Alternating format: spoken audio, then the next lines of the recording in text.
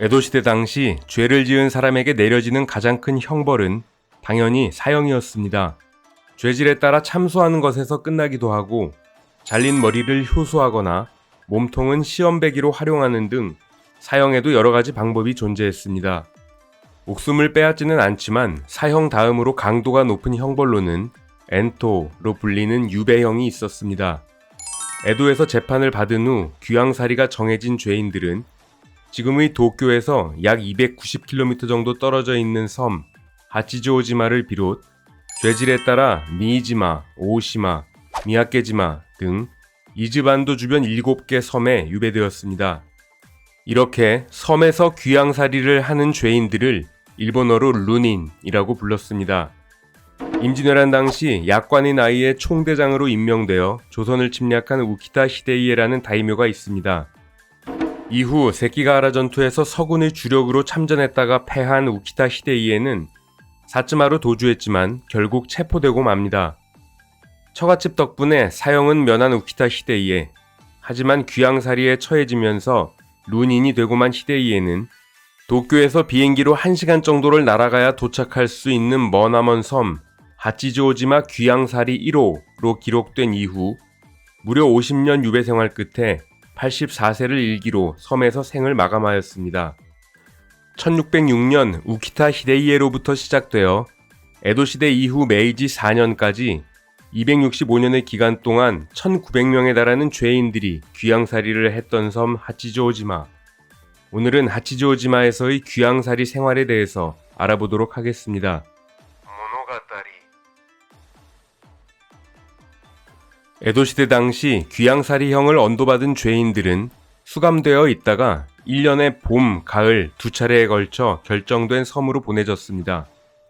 하치조오지마 같은 경우에는 도쿄에서 290km나 떨어진 바닷길을 항해해야만 했고 죄인을 싣고 가는 소형 배 크기가 길이 14m, 폭 6m 정도에 불과했기 때문에 날씨와 파고 등을 충분히 고려한 후 출발해야만 했습니다.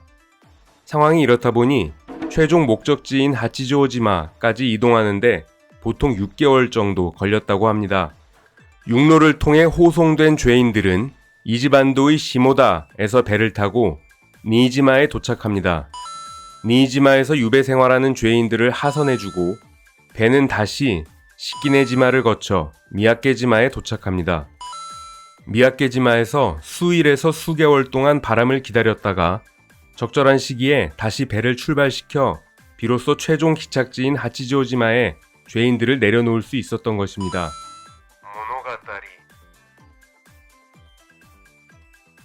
하치조오지마는 무인도가 아니었습니다. 따라서 하치조오지마 섬에는 사람들이 농업, 어업 등을 통해 생활을 영위하고 있었습니다.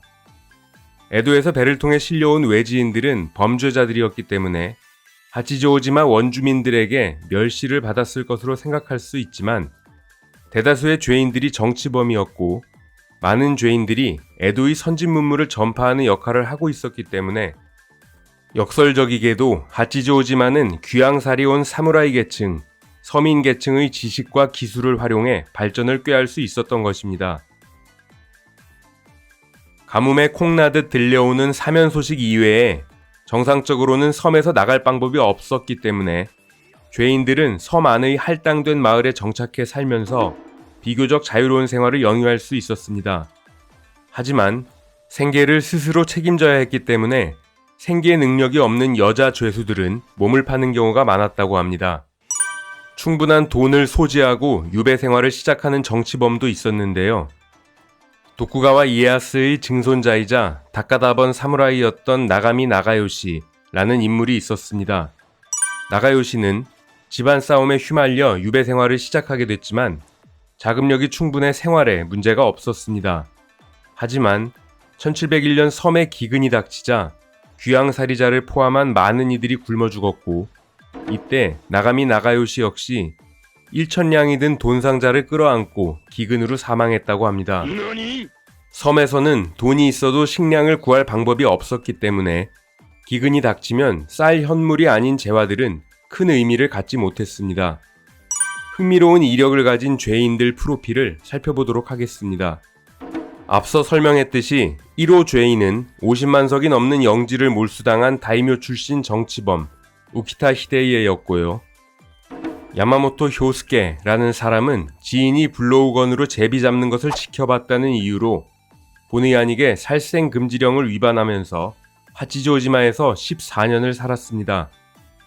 아마노 고로다유라는 사람은 에도성에서 근무했던 인물인데 우물 뚜껑을 닫아두지 않아 고양이가 빠져 죽었다는 이유로 살생금지령을 위반했기 때문에 역시 섬에서 18년간 살아야만 했습니다.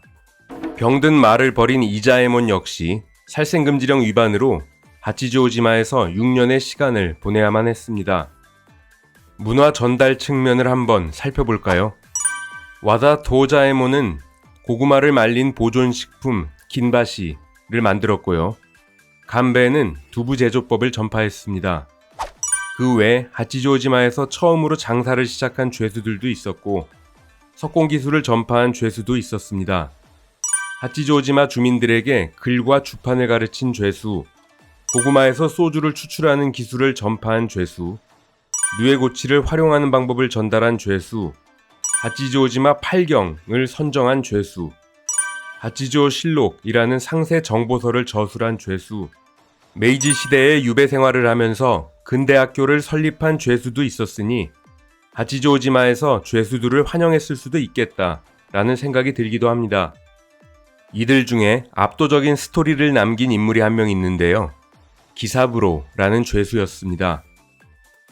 에도에서 도박장 몸통으로 활동하다가 유배형을 언도받고 하치조지마에 끌려온 기사부로는 265년 1900명에 달하는 하치조지마 귀양살이 역사상 처음이자 마지막으로 하치조지마를 탈출한 인물로 기록되어 있습니다. 지금의 찌바현 갓도리시 사하라 인근에서 태어난 기사부로는 29세 때인 1836년 도박을 하던 중 니사부로라는 인물과 언쟁을 하는 과정에서 상대를 살해하고 마는데요. 체포된 직후 재판을 통해 섬 유배가 결정되었고 1837년 5월 하치조지마에서 귀양살이를 시작합니다. 하치조지마에서 구걸로 연명하던 기사부로는 섬에 도착한 지 불과 1년 2개월밖에 지나지 않은 1838년 7월 3일 에도 요시와라 출신 유녀 하나도리 외 5명의 인원을 데리고 배를 구해 하치조지마 탈출을 감행합니다. 이를 일본어로 누케부네라고 합니다. 해류 또는 바람을 제대로 타지 못하면 하루 이틀 지나 다시 하치조지마로 흘러들어오는 경우가 많았고 이 경우 막부 관원들이 배를 띄워 접근해 조총으로 탈주범들을 사살하거나 체포한 후 처형하는 것이 보통이었습니다. 기사부로 일행은 이튿날인 7월 4일까지는 순조로운 항행을 할 수 있었습니다. 오오시마와 미야케지마 사이에서 돛이 부러지면서 난항을 거듭하게 되지만 천운이 따라줘서였는지 탈출을 감행한 지 6일이 지난 7월 9일 지금의 이바라키현 가시마시 인근 해변에 무사히 상륙하게 되죠. 일행과 헤어진 기사부로는 유녀 하나도리를 데리고 7월 13일 고향으로 무사히 잠입할 수 있었지만 섬 탈출 소문이 퍼지기 시작하면서 고향에 더 이상 있을 수 없을 것으로 판단 7월 22일 고향을 떠나 23일에는 에도에 도착 하마마치 인근에서 잠복 생활을 시작합니다. 하지만 섬을 탈출한 지 3개월밖에 지나지 않은 10월 3일 기사부로와 하나도리는 에도에서 체포됩니다. 얼마 지나지 않아 하나도리는 참수형으로 생을 마감하였지만 기사부로는 알고 지내던 상인이 관원들에게 금품을 살포해서였는지 이유는 정확하지 않지만 처형을 면할 수 있었습니다. 7년간의 옥살이 끝에 에도 밖으로 추방으로 감형되어 1845년 5월 9일 석방되었지만 오랜 감옥 생활에 쇠약해진 몸 때문인지 석방 후 채 한 달도 버티지 못하고 1845년 6월 3일 기사부로는 39세를 일기로 사망합니다. 유해는 화장되어 지바현 갓도리시에 위치한 보가이지라는 절에 모셔져 있다고 합니다.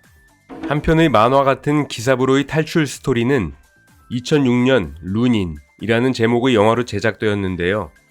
비교적 최근에 만들어진 영화이지만 레트로한 느낌과 더불어 하치조지마에서의 유배 생활을 영상으로 만나볼 수 있는 흥미로운 작품입니다. 오늘 이야기는 여기까지입니다. 시청해주신 여러분 감사드립니다.